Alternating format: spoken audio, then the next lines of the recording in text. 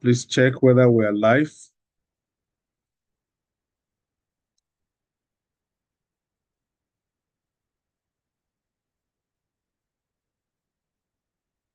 All right. My name is Samuel Eyitayo, and I'm happy to join every one of us today. Today is conversation with an alum, and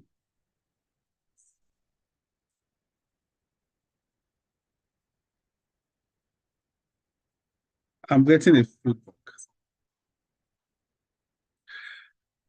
All right. So today we're going to have a conversation with an alum, and sincerely, this has been long coming. Inemesit is our alum and has been standing by waiting on us for almost how many months now. And today is the D-Day. I'll be introducing her, after which I'm going to turn the whole program to Samuel, the director of the American Center Lagos, to moderate the event. The topic of discussion today is impact of innovation on entrepreneurship and the legal industry. This is a very important discussion, and you'll be amazed what this lady has done. And sincerely, I have had the opportunity of experiencing what she has put together. So, Inemesit, thank you very much for coming. I will introduce you right away, after which, if you have anything that is missing, you can also add.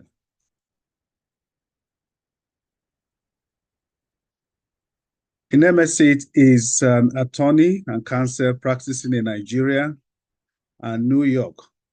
She's the CEO of the Legal Concierge, convener of the Young Weeks Conference, and founder of the Legal X app.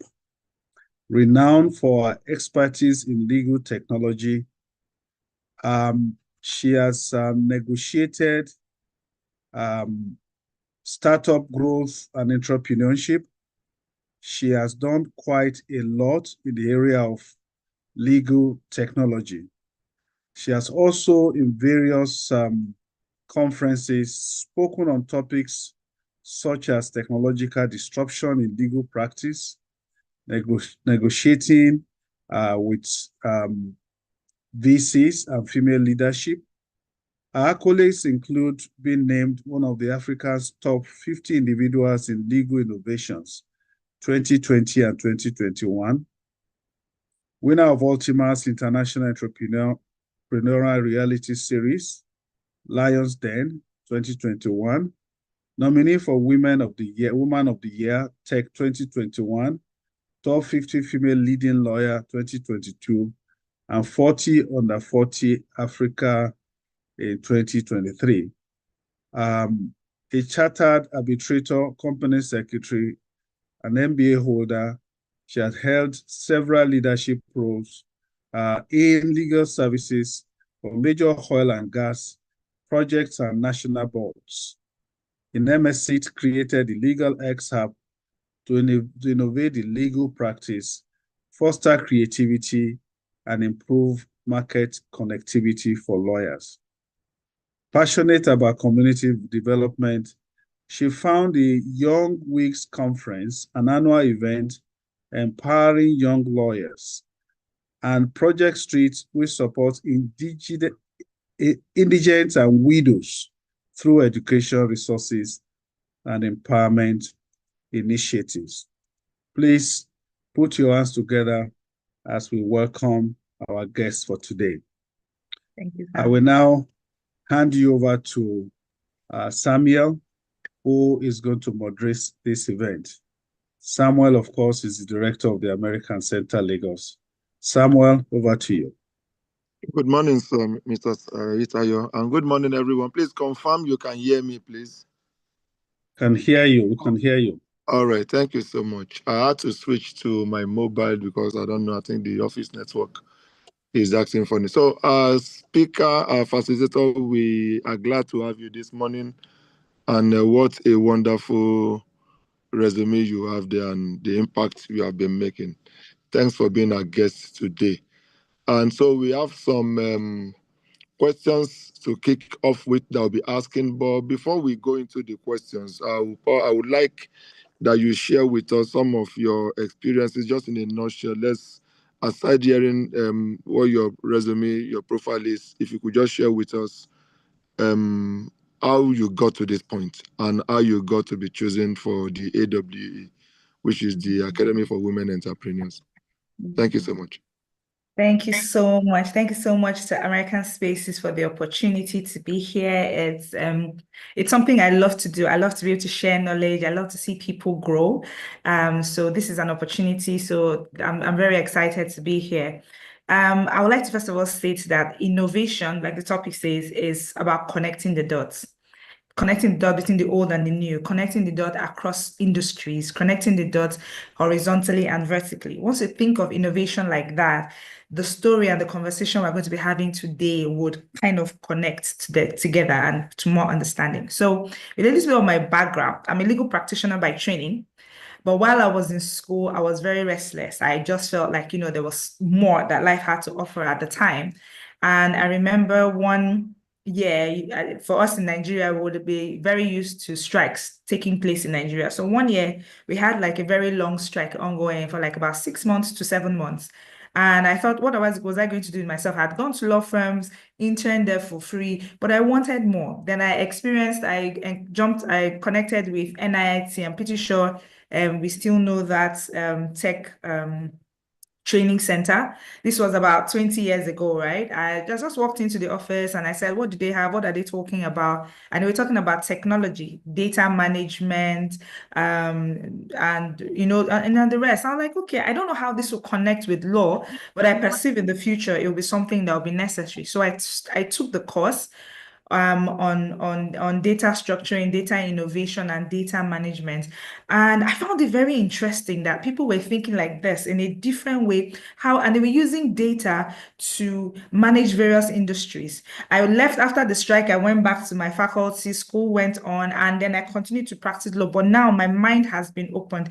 They say that there's an adage that says, once your mind is stretched with a new idea, it never constricts, never goes back to how it was.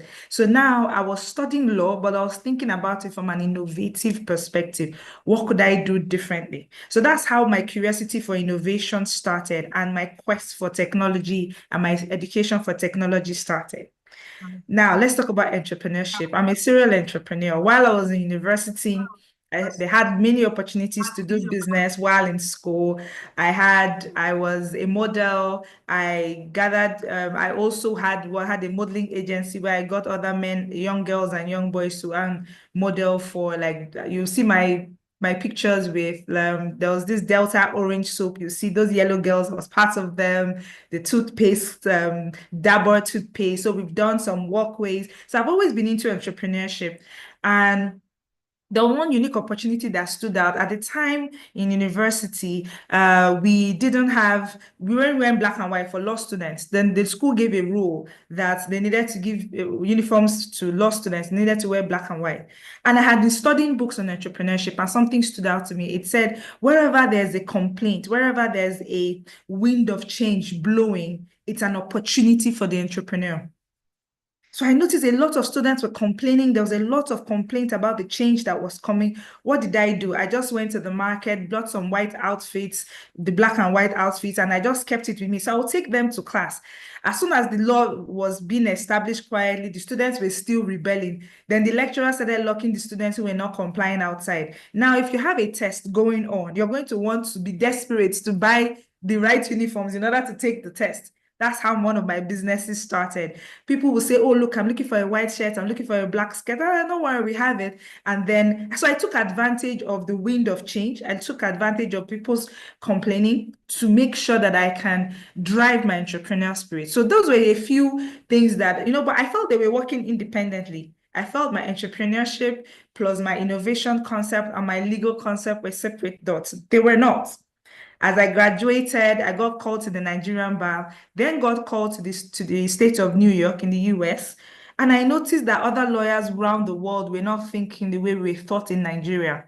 People were not thinking about using a traditional route to become partners, take 10, 15 years before they could become partners and before they can hit that mark. People were using technology to actually improve themselves and be able to provide services from home. I decided that as I'm coming back to Nigeria, I was going to take the information that I had learned and implement it. And that's how the teaching started, and that's how the community development started. So I want to talk about the topic a bit before we go to the question and answer session. Innovation, like I said, is connecting the dots between the old and the new, between different industries, and horizontally and vertically. It has become the cornerstone of transformation across industries, and it has actually reshaped how businesses operate and thrive.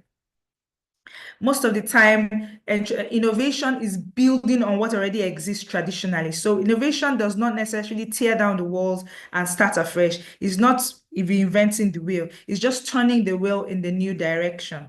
So I'm going to talk about some other industries before we now tailor down to the legal industry, where I have my expertise and certification. So I have my certification in law. I'm also a member of the United States of America Artificial Intelligence Institute. I'm a consultant with that institute.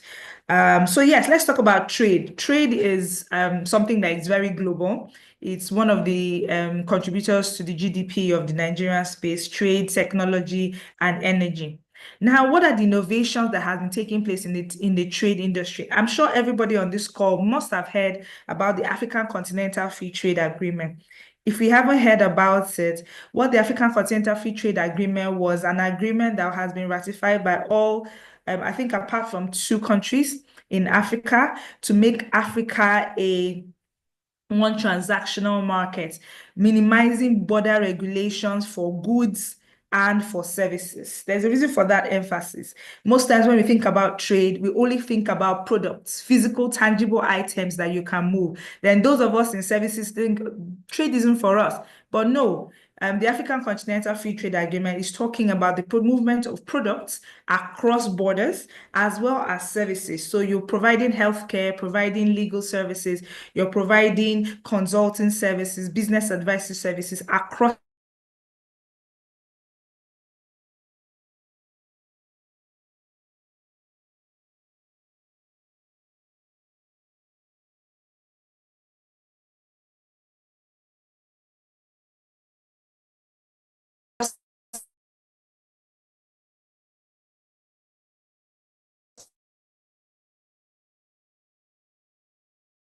at 7 years in parts of the world into your own use.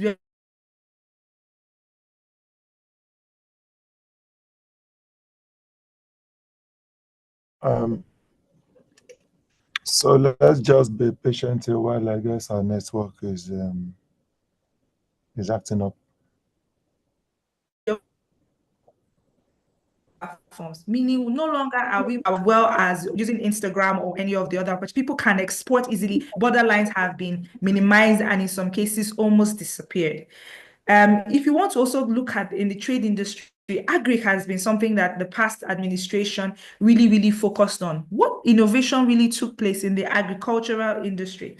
When I was growing up, I considered agri and farming to be something that they did in the villages. It was not something that when you're a graduate, you will go and do farming. But farming is a core-centric part of everyday life right now in Nigeria. I'll use as an example. So what are the innovations that took place in this this aspect of entrepreneurship? One, we found the use of data. Now, the African farmers or the Nigerian farmers just knows that if he goes to plant millet, he goes to plant corn, he goes to plant this, at the end of the day, he's able to sell so amount of bags, right? But he doesn't know what his colleague is doing in Gombe. He doesn't know what his colleague is doing in Maiduguri. What has happened with technology is we've been able to harness all this data and be able to now service the farmers to what exactly fits them. We can advise the farmers and say, look, you've been planting millets, planting apples, African apples, you've been planting Guinea corn at this time of the year. For your own soil, this has not been very beneficial. Why don't you focus on this particular area? That could not have happened except we use technology, the innovation of technology and data analysis to improve the information that is accessible to the farmers. Also, technology also connects the investor with the farmer. The farmer no longer thinks about how do they just produce this thing and sell to the next door neighbor who will now, the supply chain is no longer ABC. The supply chain is now A to Z. You can actually go straight from your farm straight to the exporting zone directly. Somebody abroad can actually book for your services at the same, as long as you're able to package it in the right way that is acceptable to the country that is going to be receiving it. That's what innovation and technology has done. It has bridged the gap. Let's go over to the industry of energy, because energy is one of the highest sources of revenue for our GDP. Now, we grew up knowing that crude oil was our source of income, major source of income. But what we didn't realize was that data was also very important in the services, in the energy services. What do we mean by that? First of all, the world has started moving away from crude oil. I started going over to solar, renewable energies that are clean energy, so to speak. So we now have ESG responsibilities. So we as Nigerians started looking into the data to see what can we do with the amount of crude oil that we still. First of all, how much do we actually have? If we maybe we can go back and Google it when we are done with the session. You look at the fact that marginal fields were assigned, there were licenses that were assigned over 15, 20 years ago, but the percentage of independent or indigenous Nigerian companies who were providing legal services, who were licensed on the marginal field, their performance rate was very low, because they had some challenges and things like that. Then there was a new set that was released, I think it was in 2021. Now the Nigerian government has used the data from the failures that had happened before to ensure that they assign licenses to those who can. They actually put 2 or 3 people together to say your strength is in maybe your strength is in FDPs, your strength is in technological skills, and your strength is in fundraising. Bring those people together to be able to provide, to be able to manage the license for the marginal fields. What that has also done is Nigeria has more awareness of how much oil that has been tapped and the ones that have been untapped, and what we needed to do to go forward. Merging that with putting that side by side, our ESG report and our ESG schedule, you find out that technology and innovation played a major part in making the former administration come to these conclusions that we have come to. Now, let's take the health sector. The health sector, I mean, I'm sure, I don't know if we have that engagement in Nigeria, where you have holograms where you can actually engage with your doctors directly. But what we have in Nigeria is we have specialized telemedicine, which has evolved from the traditional medicine. When somebody's not feeling well, they have to rush down into a particular hospital. They say, oh no, pay for your card, pay for your this, pay for your that. No, now you can actually have telemedicine. Online, you can engage with it just at the touch of a button. I have certain symptoms. I am maybe 35 years old. I have a headache. It has been consistent for the past 3 days. I've noticed heart palpitation. I've noticed a fever of this. I would like to engage with a doctor. The algorithm on those platforms will now direct you to a doctor who is specialized in that area. You don't know the kind of doctor you need. You just know your symptoms, right? You come on the platform and those specialized doctors now engage with you and share information with you. The difference between this and what we had before as Google search was, if you say you have a headache, you say you have a heart palpitation, Google will not automatically diagnose death. You're going to die in 14 days. Right? But what telemedicine does is that he has connected the actual consultants to you, making sure that you have access to the right information as you should be. Now, let me go over to the legal industry where my expertise falls in. As a lawyer, I grew up noticing that lawyers focused on courtroom generated revenue. If you don't go to court, you don't make money.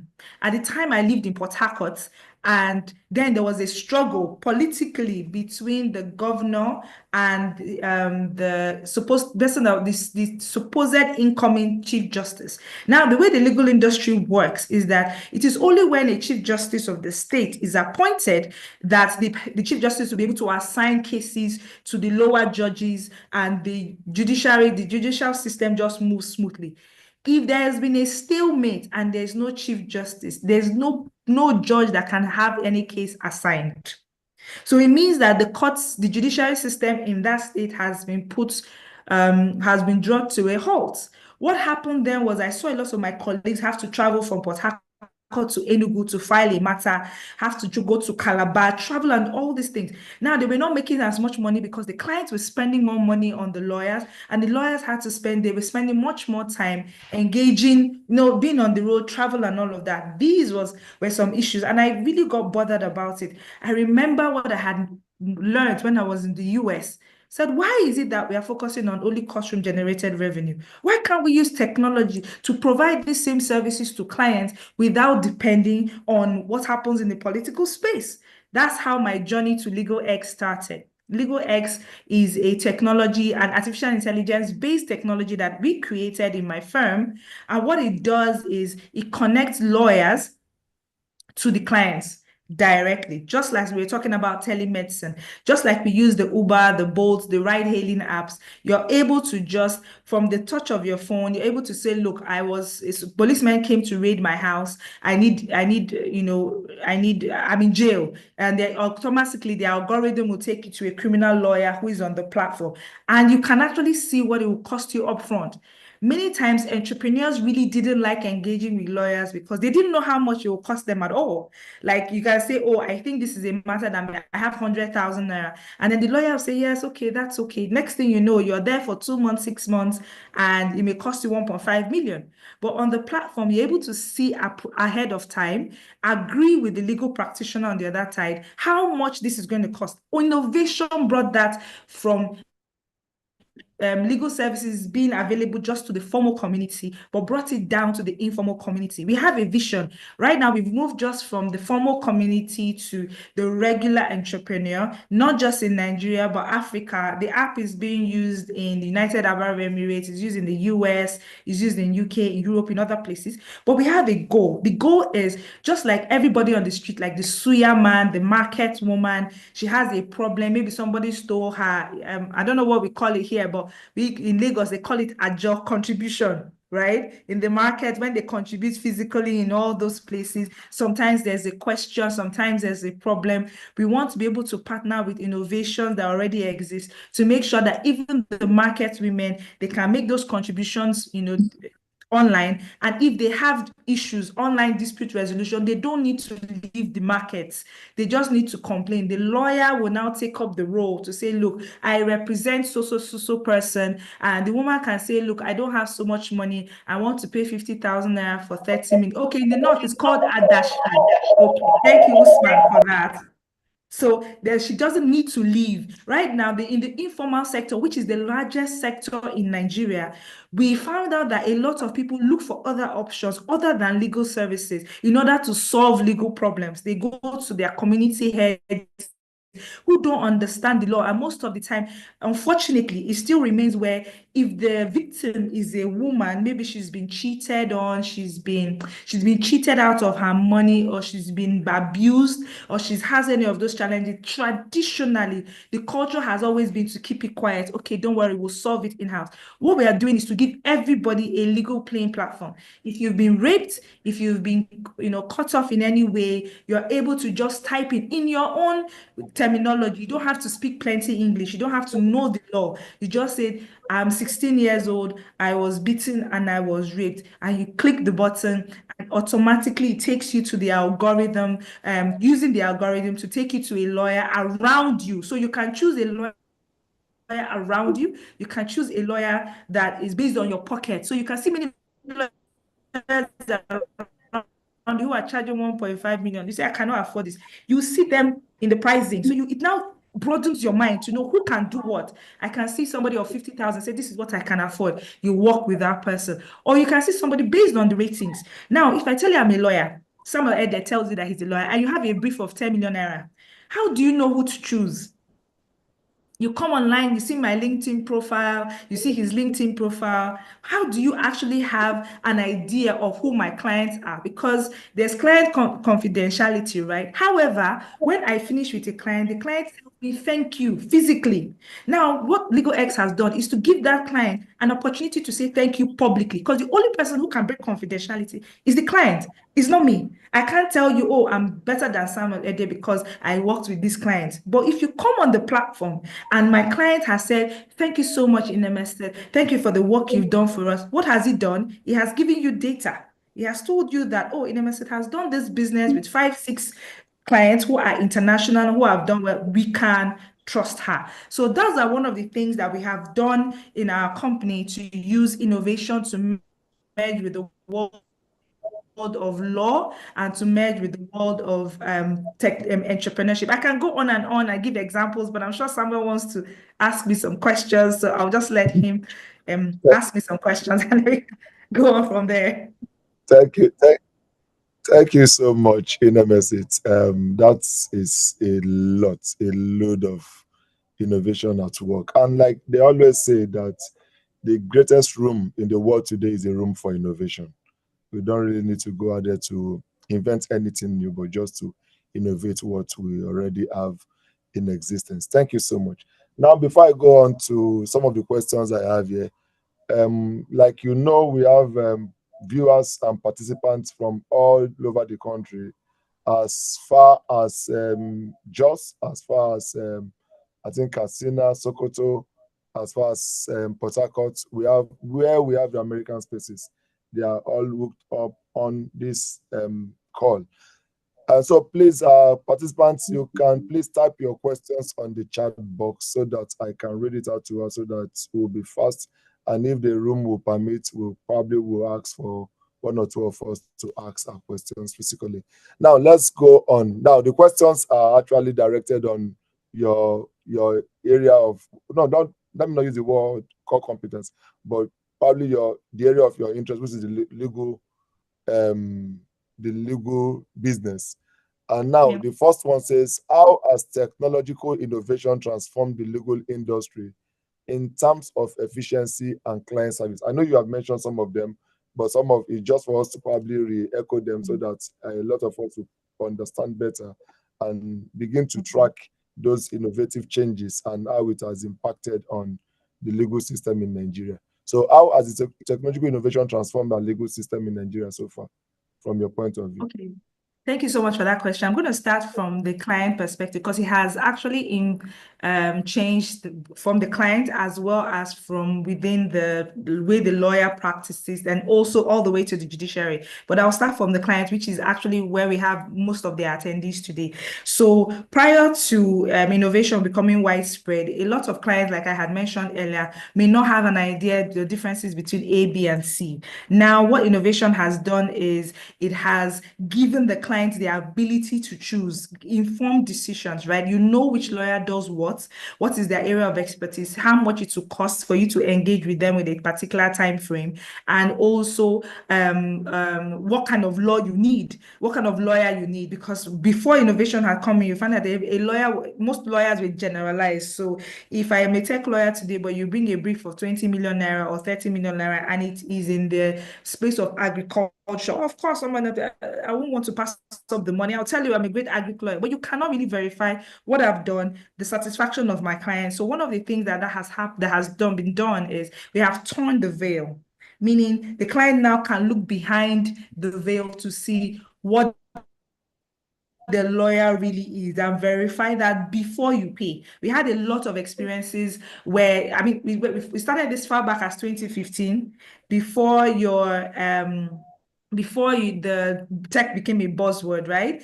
And when we did our first survey, when we were trying to set up LegalX, first the clients were very engaged and said, look, we want a lawyer who is around me. I don't want to have to be driving to somebody's office. I want to be able to just pick up my phone, call you. Maybe I'm trying to negotiate and have a meeting and I have a legal question that applies to me. I need to be able to just ask somebody immediately without paying an arm and a foot. That's what innovation has done from a client perspective. From a lawyer's perspective, there's been for the past let's say 7 years, there's been the concept of japa. Everybody's migrating from here to there. I'm going to use one person we always use her in examples. She was in Nigeria. Her husband was living in Germany. Her husband came back, married her, and now asked her to japa and join him. And she was unwilling to do so. Why? She was settled here in Nigeria as a lawyer. She said, if I travel to Germany, I won't understand the language. I will not be able to practice law. But when Legal X came into service, what had happened was she now found a way that while she's living in Germany, until she finds her feet there to be able to practice law, she's still qualified to practice in Nigeria as long as she has paid her bar practicing dues. So she's realized that she could use the product to still provide services to her existing clients as well as to new clients. So that is an example of being able to help remote working, right, for lawyers, which was very restricted to us before. I mean, other people who are entrepreneurs can japa, but as a lawyer, you have to go into another industry first once you travel, and then takes you a while before you come back into the legal practice. And when we're doing our survey, we found out that 47% of women within the first 5 years of getting called to the bar, they dropped off, either because they had to relocate due to their family domestic life, or they were giving birth to children and they couldn't juggle that. But with Legal X, with other innovations that we have on the platform that are existing right now, available to Nigerians, available to Africans, you're able to stay at home, provide legal services. I mean, even using the Zoom is innovation, right? But so using that, you're able to engage with that. And then the client also has the benefit of online distribution. Now, for the judiciary, let me just quickly answer that. There's been quite a lot. I mean, the first case of online dispute resolution was during COVID 2020. Where the Supreme Court actually heard matters and concluded matters without actually meeting both parties, or the parties, the defendants and the plaintiffs. So we felt that that was a huge step in the right direction. What we are working on now as a company, we are working on something called Court X, which is focused on assisting the judiciary and the Ministry of Justice to monitor their cases and give clients ability to know when their cases will meet and when it will next be. So this idea of, my lord, you're going to court, you fly from here to Sokoto, and the lord is not sitting because he was not feeling well the day before, and there's been no communication. You will touch the button and communication would be, you would know, all the parties will be communicated to, and you'll be able to choose an alternative date. So it manages time, it manages expectations. You know what is about to happen and when it's about to happen. So that's just a little bit of a tidbit of how technological innovation has improved efficiency and client service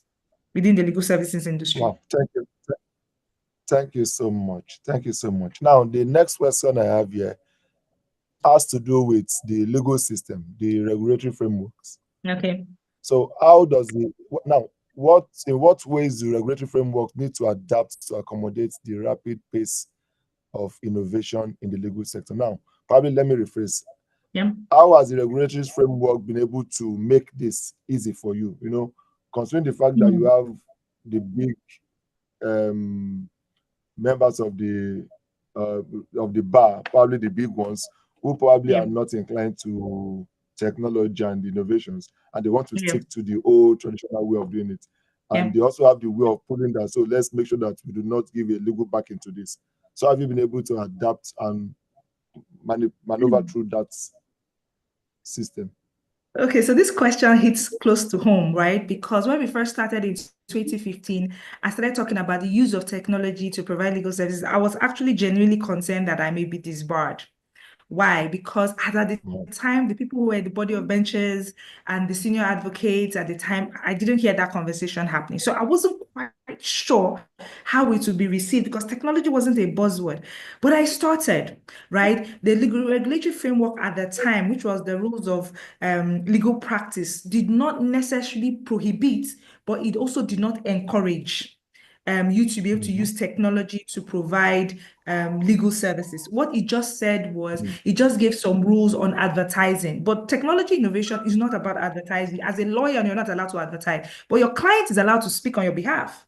Your client is allowed to say, oh, I engage with so person. I'm grateful for their services. Thank you so much. So that's all. So we are still within the rules and regulation. But since then till now, the rules of legal practice have actually been modified by the various has been pushed forward by the various presidents of the Nigerian Bar Association. We are really grateful to God, to them and to God for that. What had happened was, while I was in Port Harcourt and I noticed that the regulatory framework had not been adjusted, how do I call this? Started improving the markets, which was educating the lawyers to see what I had seen when I traveled to the US. Started talking to them that, look, things could be different. So at those conferences, which is called the Young With Conference, a lot of senior advocates came, a lot of members of the body of benchers, they all attended, even members of the judiciary with panel speakers. And we started this conversation from Port Harcourt about how things needed to change. Then COVID happened. And when COVID happened, just helped the conversation because it means other industries had been able to innovate faster than the legal services industry. At that point, after COVID, Mr. Olumide Akpata now, he now nominated me, he engaged me to be the president of the Nigerian Bar Association for the digital committee. And our job then was to educate, was to push, to make sure that lawyers knew how to use digital tools, make sure that clients were also aware that there were services that you can use to get lawyers through there was something I was on social media the other day where we had like over 18,000 comments. One of the influencers did a video about how a client had found him on the app. You even use discounts for the app. That is exactly what LegalX is about. That is exactly so that the lawyer and the client can meet anywhere, accessing you through a mobile application. Now, because I was Nigerian Bar Association president of the digital committee, I was able to meet with the decision makers, and then these regulatory frameworks have changed. Are we where we ought to be yet? No, because we need something we call a technology certificate. You cannot say as a lawyer that, well, it wasn't my fault, it was Zoom that leaked our meeting out, right? You have to be responsible for the information, whether it is generated technologically or otherwise. So that lawyer now needs to meet a level of technological competency. It exists in New York, but I've been pushing for it to exist in Nigeria. So those are some conversations that we've been having concerning the GDPR, which is the General Data Protection Regulation that is in the EU, which has also been, should I say, ratified or converted to the Nigerian Data Protection Regulation. It guides our rules on data protection. I want to give an example before I move on from this topic. If you go into any business center around you, business centers where you photocopy, where you print, most of the time their computers are open. In fact, last time I went into one to make some printing, I think in the month of December, you're seeing somebody's passport, you're seeing that's face passport, you're seeing his document, maybe his international passport, you're seeing the letter that he's trying to say, help me send an email, right? That information alone, you can use that to steal his identity. You can use that to create a whole different thing. So in Nigeria, these laws and regulatory frameworks exist, but we need to be able to continue to push this until it goes down to the grassroots to make sure that our data is secured. I'm sure we don't know that you can actually go to Gmail, you can go to any of these platforms that you subscribe and request that they show you the data that they have for you. And once they send it to you, they're supposed to respond to you, I think within 30 days. Once they send it to you, you can send them a message and say, look, I hereby unsubscribe from this. I do not wish for you to maintain my data with you. And they have to delete that data. On our platform, before you use on our platform, you have to click the consent form. If you don't approve it, we can't use your data. So these are some things that the regulatory framework has actually evolved, but we are still working hard, using opportunities like this to push that these regulations are not just set on paper, but are implemented physically down to the grassroots. Thank you. Yeah, thank you so much. And I hope that this is esteemed, because the world is actually a global village, and what impacts someone either negatively or positively in Nigeria probably have an effect all over the whole world. Now let's move to what is become the new wife in the house in a generation. Now talking about AI, artificial intelligence. Yeah. So how does AI enhance innovation in the legal space now positively, and also what negative impact will it have in all this? So I would like to say first thing, most of the questions that I got, I thought you were going to ask me, would AI take our jobs? Because that's always a question that I always get. And then most of the times that they ask those questions, Yeah, most of the time they ask those questions, people always try to say, no, don't worry, AI can't take your jobs, you're safe. My answer is an emphatic no. I don't know why people don't want to address the matter as it is. AI can and will take certain jobs. Now, in my firm, I have different people working from different parts of Nigeria and outside the country. Before, it would have been really focused on maybe Lagos. It has taken the jobs of people in Lagos and has spread it out to people in the world. So whether we like it or not, if you use data and data analytics, you find out that AI has taken certain jobs, but guess what? AI has created more jobs. So is your question, is AI going to take my job? Yes, as it exists today. But will AI give you more opportunities to be able to earn more, to be able to have more free time with your family? Yes, AI already has done so, and AI will continue to do so. It will even improve. What AI cannot do is take the jobs of somebody who has mastered artificial intelligence. And I always keep telling people that artificial intelligence is not that hard. That's why I talk about my background, because as a lawyer, people will think, my God, what is you and tech? It's computer science, it's No, I'm a lawyer, a civilian lawyer who is an artificial intelligence consultant. I am a product manager, product owner. I can sit down with tech developers and tell them the milestones I want created. I understand their language and I'm able to monitor what they're writing. I mean, we have our stand-up meetings. Everything can be done and you can educate yourself. Now, what are the positives that artificial intelligence has done? It has given you access to information. When I had my conference in Kano, the goal was to make sure that in the North, the followers, the young lawyers that I mentor can have access to see what is happening in other parts of Nigeria and other parts of the world using innovation. It just blew like wildfire because people now said, oh, so the fact that I'm, in Sokoto, in Kaduna, it does not restrict me. I'm like, no, you're not competing with yourself. You're competing with the world internationally. That was done by use of artificial intelligence. So now I have a group of this year we're going to start up another cohort where young lawyers and we also focused on women because I'm very passionate about women, teaching them how to use artificial intelligence. So one of the things has been to bring information down to you to believe that it is possible. The other thing it has done for lawyers has been to help with document review and contract analysis. If my clients, I'm engaging on behalf of my clients and we are exchanging back and forth on certain documents or certain contracts, I already can highlight it, the contracts, the areas of the contract clauses that need to be rectified or they need to have to address it. Why? Because artificial intelligence just improves that. I'm pretty sure that everybody here has heard about ChatGPT. If we've not heard, please let's go back and look at it. Now, but what I always say to people on ChatGPT is ChatGPT does not replace your thinking. What you need to do, you need to be more intelligent than ChatGPT. And before I move on from this question, I'd like to teach us something. Now, there's something called that they taught us in the Artificial Intelligence Institute called prompting engineering, meaning if you put garbage into ChatGPT, you get garbage out. Now, for prompt engineering, it teaches you how to speak to ChatGPT in order for it to speak right to you in a way that you can understand. Now, ChatGPT has a way of you can personalize a ChatGPT because it uses something they call large language modeling, LLM, right? So if I go on my ChatGPT now and I type something, maybe I type a particular clause, I'm talking about something, create a proposal or whatever, it would generate it from the history of our conversation. It knows me, it knows what I've done in life, it knows what I would like to see as a result. That would be different from yours. Now, prompt engineering, let me give an example. If you want to use artificial intelligence to create, let's say, a proposal or to create an article, right? You don't just say, write an article for me on artificial intelligence. What you're getting will be as generic as Google search. But what you should do would be write an article for me on artificial intelligence and focus on trade, focus on energy, focus on law. The format in which I want to use this should be to come out in the format of major auditing firms like KPMG, Deloitte. So there's a format that those auditing firms use in presenting their papers, correct? That is what you now use to tag.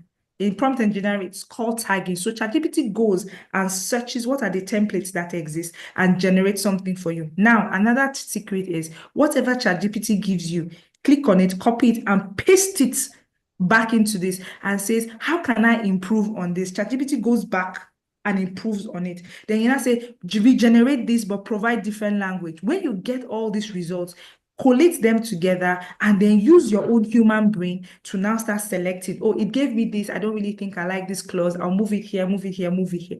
That way, you will personalize that information and be able to bring out the best. So, and then negatively, artificial intelligence has made, especially the younger generation, which I'm talking about, the Gen Alphas, the Gen Z, a bit more lazy. They are a bit unwilling to learn and develop their own neurological pathways and their own intelligence before you can actually depend on artificial intelligence. It has seemingly come to replace instead of improve, which is the challenge that we have in today's day and age. And I think that because we have a deficit of focus, we need to be able to talk to our generations, our mentees. Let's first of all develop our own intelligence and then use artificial intelligence as a capstone. I hope I was able to answer that question. And I hope you can hear me because I know that I speak fast. So if at any Yes. time you want me to slow down, please. It's a Yeah, topic yeah. passionate to me, so I will just be speaking from the heart. Yeah. Thank you. Thank you so much. Thank you so much. Now we have a couple of questions in the chat box. And while I go on to read that, I also want those that who also want to ask some questions. I'll just take 2 or 3 maximum. You should just indicate by raise of hand. So the first one here is from Calabar, American Calabar. He said, I'm a law student. Is it possible for me to organize, just a minute. So is it possible for me to organize the Legal X session with law students in Unical? So he's asking for your permission to Yes. probably have a session to introduce the Legal X. So I'm sure you can answer that. Yes. So first of all, I want to say thank you for being passionate. Thank you, because we need bright lights like you to be able to spread the word. The power in democracy is in the people, is not in the people who are sitting at the top, right? So people like you are our future. So yes, you can have that conversation just for us to engage offline. And we are having pockets. So we did something with the universities, right? We're working with the Faculty of Law. We started a conversation with the Dean of the Faculty of Law with University of Lagos, my alma mater. But I also went to school in Calabar, the Federal Government Girls School. So that is also my pre-alma mater, if you look at it that way. So yes, we can have those conversations where we would encourage and introduce artificial intelligence and law. We can also introduce artificial intelligence and any other industry. Like I talked at the beginning, healthcare is there. And guess what? Let me just say this to the students, because sometimes one of the challenges I had was funding. We've been able to raise funding locally and internationally. We're grateful to God, but you don't know what exists. There are 1,001 grants that are available to you, but you can't start, you can't know them if you don't exist, if you don't start. So I would like to say, let's start, let's have the conversation. Don't really be too much focused on funding for now, but once you start, you build some sort of expertise, opportunities will be there. I mean, there's even one, I think, from the USADF that gives people who want to do this education thing in the area of technology. I think there's one that was open for that. So, I mean, we can have those conversations. I'm really, really excited to do that with you. All right. Thank you so much. Thank you so much. So, from Abdul Bashir Ali, you say you spoke excellently. I am impressed. So you're just giving a compliment there. All right. Thank you. So from Abuja, he said, how will a client get a counsel before seeking a lawyer? How will a client get a what? Counsel before seeking a lawyer. So that's a bit confusing because lawyer, the alternative name for lawyer is also called counsel. So I'm not sure, is he asking for business advice before seeking a lawyer? If that's the question. So the only opportunities that are available to you now, if you're looking for advice without necessarily legal advice, you can go on Google search. But I always advise people, I always tell them it's more expensive. Mistakes are more expensive than education. It's better for you to get a lawyer. To surprise you that a lawyer that can give you specific legal advice for your specific situation, it will cost you maybe between 50 to 100,000, but you will have gone on Google search and then gone off in an error, and then it will not cost you a lot in future. So I would always advise, please, that's why we got Legal X, to make sure that the informal sector gets it as low as possible. Because I mean, if I'm on the platform and I need to just do the calculation, if I'm making, let's say the minimum wage is 70,000, maybe 70,000 per council per day, 70 times let's say 28 days in a month, that person not made has made minimum wage. So that's why we did that, and bring it down in a gig format so that everybody has access to it. All right, so the person from Abuja, please go to Legal X.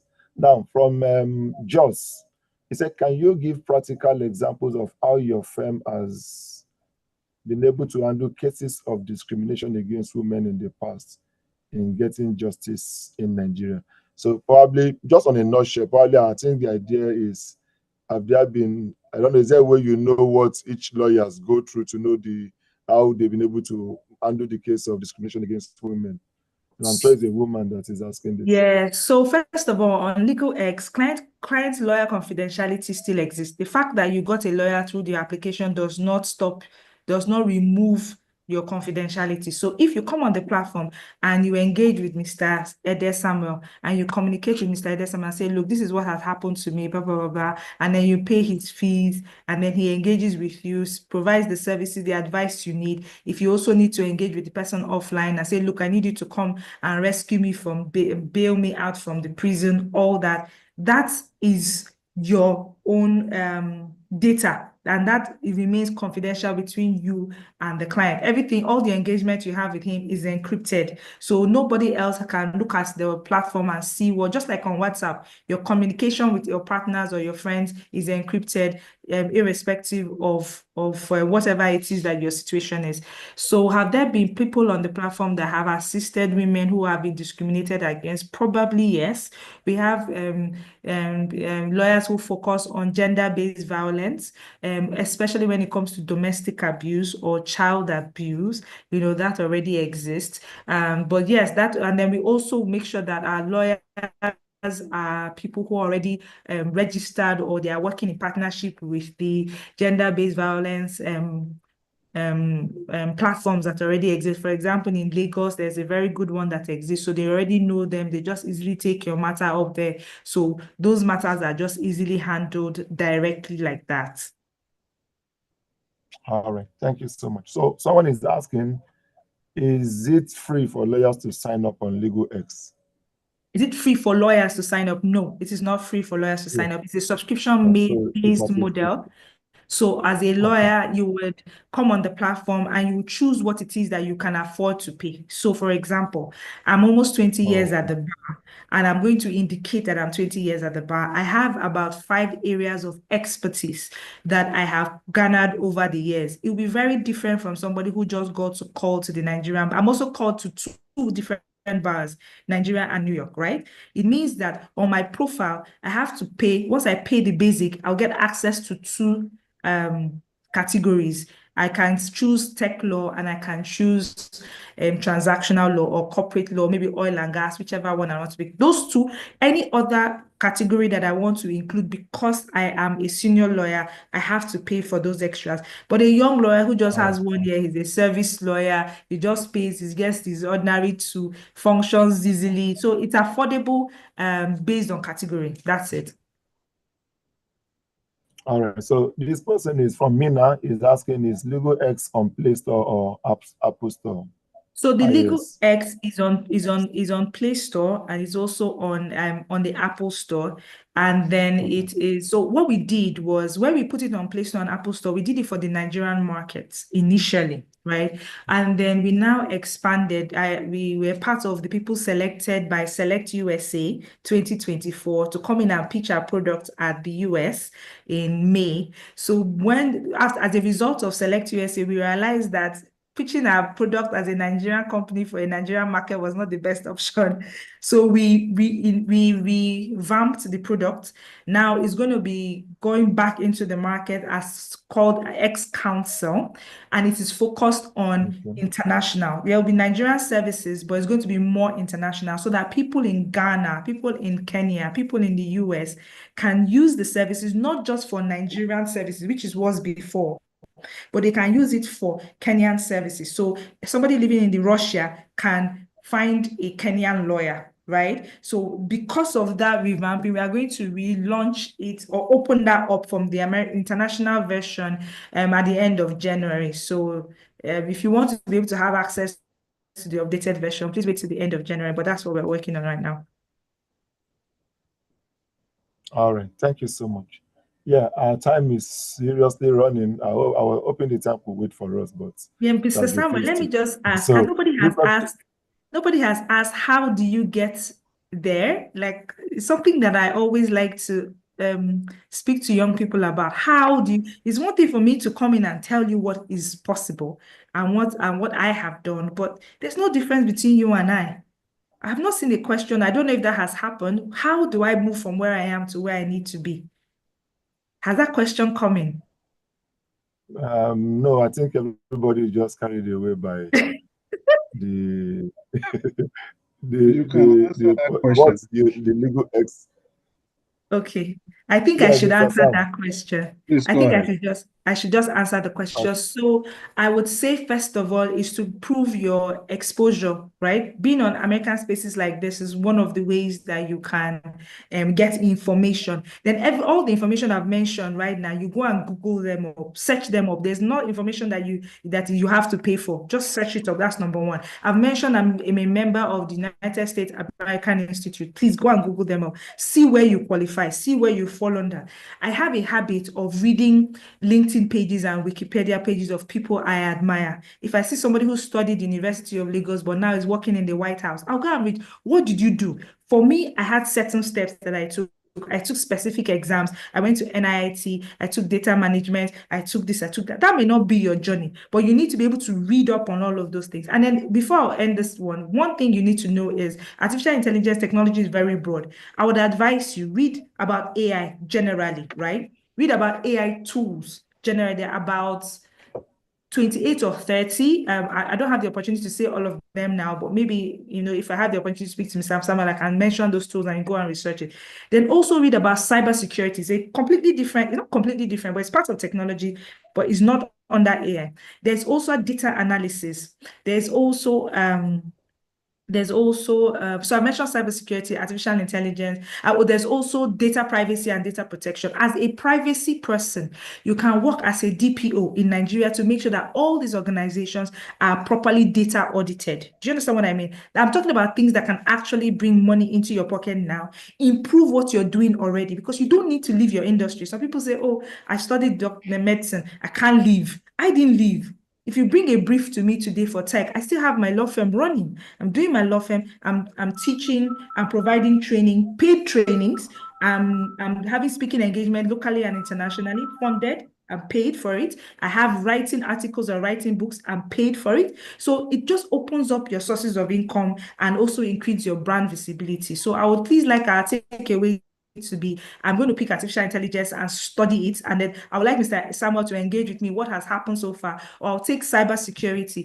For cybersecurity, go and do, first one should be CompTIA. You just go and learn online. And you can find some of these courses on YouTube before you actually get to the paid courses. So Python, language R, you can find, they will teach you how it goes on YouTube. All you have to do is just use your computer, download the Visual Code platform where you can type on you can code or Ubuntu on your Android, or use the same thing on Apple. So these are steps you can take on your own to work in a confluence. So you are unique. You're not just a lawyer, you're not just an agri person, but you are provided. There's a group, before I go, there's a group that just won a contract, like a grant with the Kingdom of Morocco. They were agri-based, but they use technological innovation to provide data. They use drones to provide fertilizer, not just to provide it, to fertilize the lands for their farmers, and then also did soil testing using technological innovation. That is something that any government will want to be a part of, even the US government. So I would like all of us to please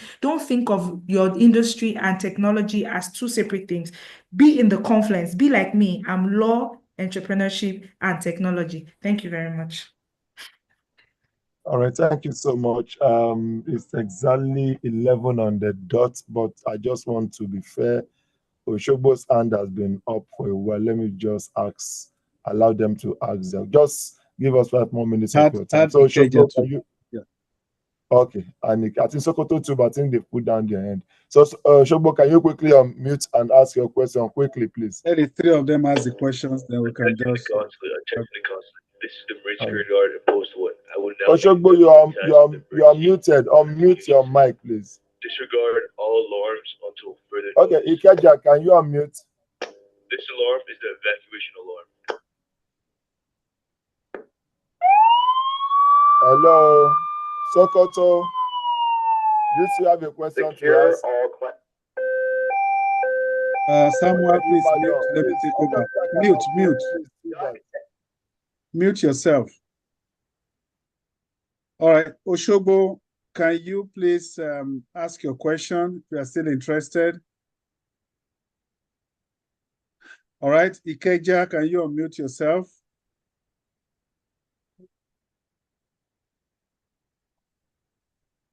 Okay, I think we don't seem to have anyone.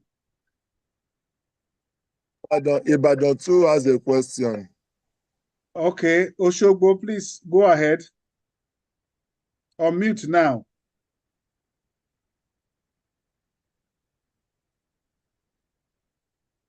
You have the power to unmute yourself. Please go ahead and unmute yourself. All right.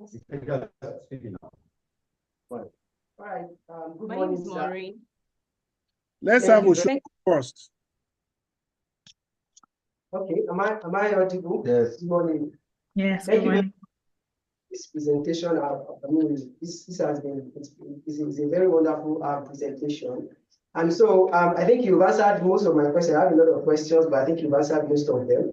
So, but then I wanted to know, you talked about bringing in market women on Legal X and helping them to also get legal support. So, but then you also said lawyers are going to pay, to sign up. So are the market women and all those other ones, are they also paying to sign up? So No. that's number one. So another thing I wanted to know is talking about you mentioned that there's an algorithm that you guys used on Legal X that actually make maybe anyone that is trying to seek support and then link them to the right lawyers. So now I don't know if this is right to ask here, but then I would like to know how this is done, because I'm sure I don't know. She can't tell you how to do that. That's okay. Sorry, let's go to Ikeja, please. Quickly. No, sir, please, may I just answer the question quickly so I don't forget it, please? I wanted you to take all of them and then answer all of them. them. Okay, sir. We'll take all of them. Because of time. Yes, sir. Ikeja, please, can you go ahead? Right, thank you so much, Ma. My name is Maureen. I've really enjoyed the class this morning. I just want to ask that, I mean, looking at everything you've said about yourself, you seem to be like a whole part of you separately together. Like, how has AI helped you, or how has tech helped you to balance your own family life? How do you juggle as a mother or a carer somewhere? How have you been able to juggle all of this together with tech? How possible is this? I'm just looking at myself as a young wife and children, so all of that. So that's my question. Thank you. Go ahead, Ibadan. Hi. Morning.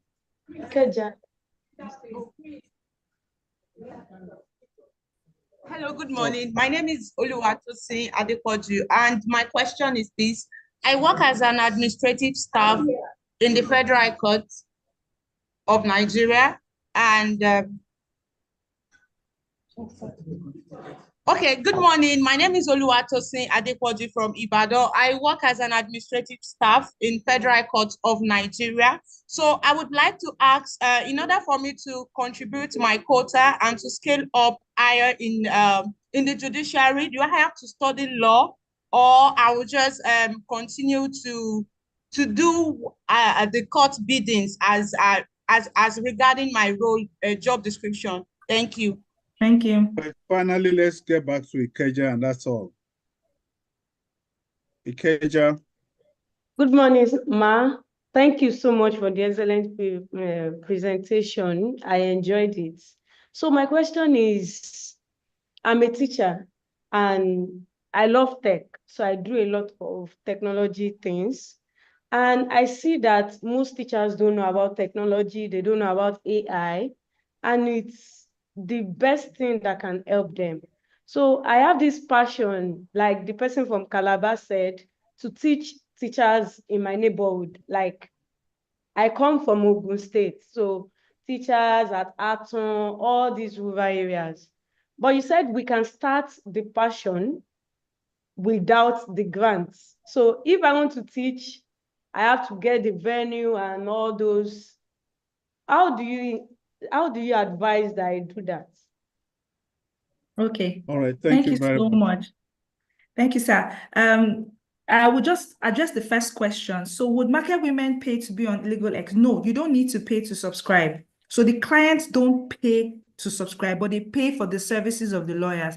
But for the lawyers to stay on the platform, they have to subscribe, right? So, but if a market woman has a problem and she finds a lawyer who says, for this your problem, I can solve it for 70,000 naira or for 700,000 naira, she pays for that service. So, but she does not pay to be on the platform. So anybody can pick up the phone and then have access and see the various prices and choose what prices are available or affordable.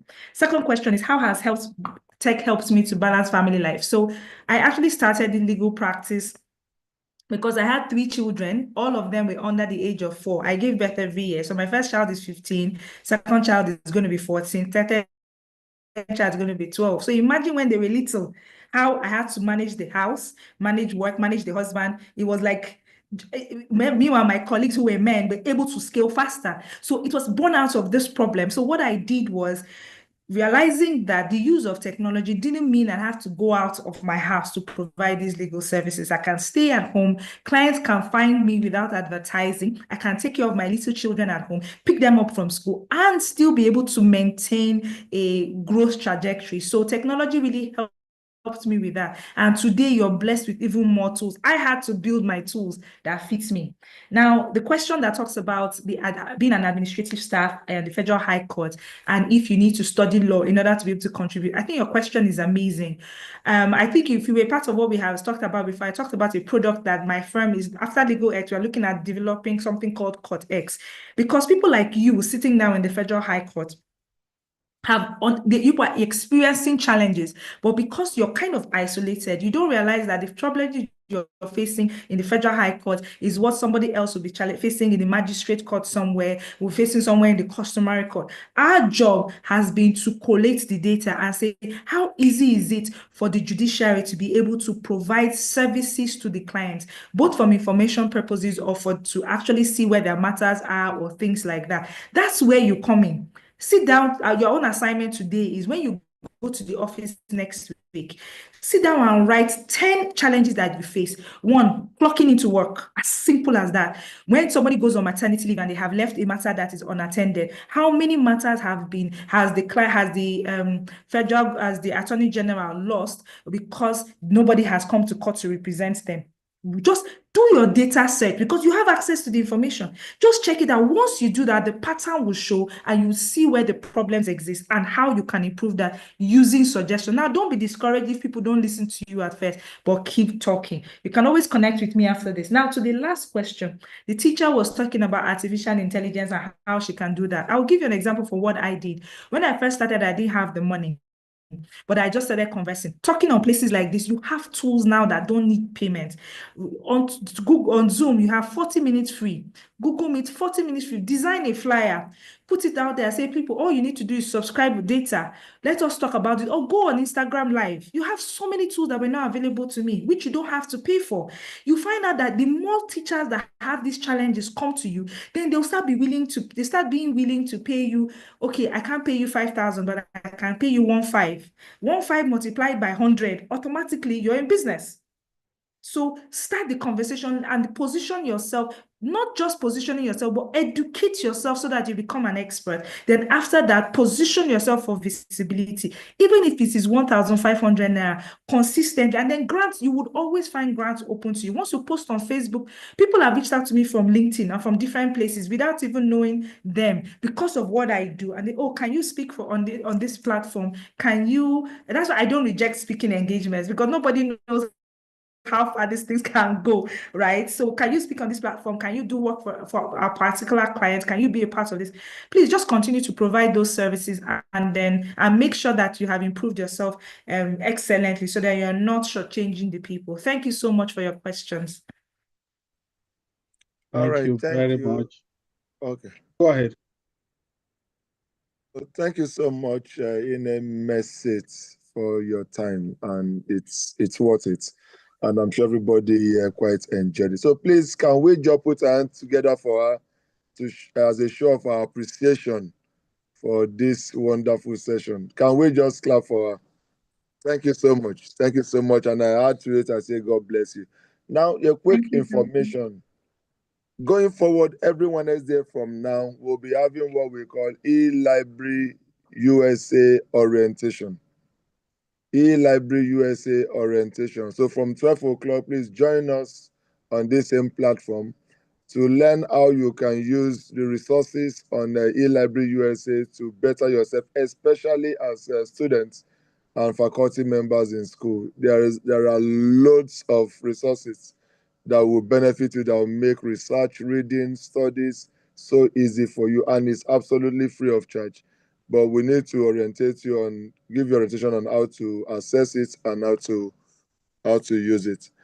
And also, monthly employability webinar, as you can see on the screen, it's coming up on Monday, 27th from 10 a.m. and it's going to be on career opportunity in science, tech, engineering, and mathematics. And when you talk about STEM, you talk about AI, you talk about technology, you talk about a lot of it. And as facilitator will be Joy Nwaka, who is a part of us in the US Consulate, Lagos. So please make it a date with us and invite your friends. Don't be so selfish about this. Ensure you invite someone to join you on Monday, 27th of this month from 10 a.m. So let me hand over to Mr. Samuel Itayo for the remaining information. Thank you, sir. Thank you very much, Samuel. I want to thank Inemesit again for this wonderful session. I wasn't disappointed because I've listened to you when you came for presentation. I actually watched the app at work, and that was when I just said, my people in Nigeria should be able to listen to you through our platforms. And you didn't disappoint us at all. So we're grateful and want to thank you. On the announcement of the e-library USA, is going to be at the upper Wednesday. Next Wednesday is strictly for the American Spaces directors and volunteers. So please, is the upper, they're going to announce to you within. And then for those of you who have not joined us, either on our Facebook page, on our Instagram, and then on our WhatsApp channel, you are missing a lot. This recording is on our YouTube, is on our Facebook, and it's going to be on our WhatsApp. We're posting it immediately. So please, and that's exactly why we're doing this. The US government wants to engage you and educate you and empower you. Why not take opportunity and improve yourself? So I want to thank you all for coming. All the directors, thank you for showing up. Please, let's remember, join on time, 30 minutes before the event. I hope to see you on Wednesday for the e-library, for the Education USA. Have a wonderful day, and bye-bye to everyone. Bye. Thank you. Bye, everybody. Bye-bye to everyone.